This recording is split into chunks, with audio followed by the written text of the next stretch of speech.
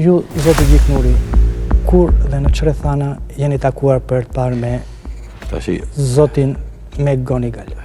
Nuk ka rëndësi rrethanat, unë kam takuar atë si zyrtar, si ministër, pasi e ka takuar kryeministri, por ajo që duhet them këtu, se ju e filluat që është bërë çështje në Amerikë, po duhet kuptojmë arsyet pse është bërë çështje në Amerikë.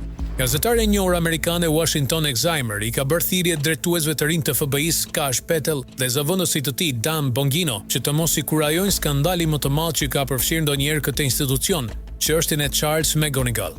Sipas gazetarit John Childers, McGonigal i është shefi i kundërzbulimit të FBI-s në New York, u përfshi në korrupsion të rënd me figura të dyshimta, përfshirë kryeministrin shqiptar Edi Rama dhe oligark rus Oleg Deripaska. Gjatë kohës që punonte në FBI, McGonigal kishte lidhje të ngushta me Ramën dhe merrte pagesa të mëdha nga ish agent të inteligjencës shqiptare. Ai akuzohet se ka ndërhyrë në politikën shqiptare dhe ka përfituar miliona dollar.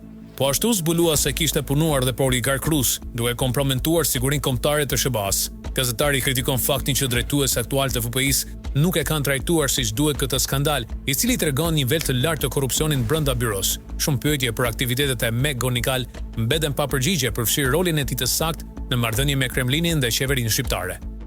Sipas Washington Examiner, nëse udhëheqësit e ri të FBI-s duan të pastrojnë vërtet institucionin nga korrupsioni, hetimi plot i aferës McGonigal është i domosdoshëm. Mos përmendja e tij në reformat e deritanishme, redyshime për sinqeritetin e këtyre përpjekjeve.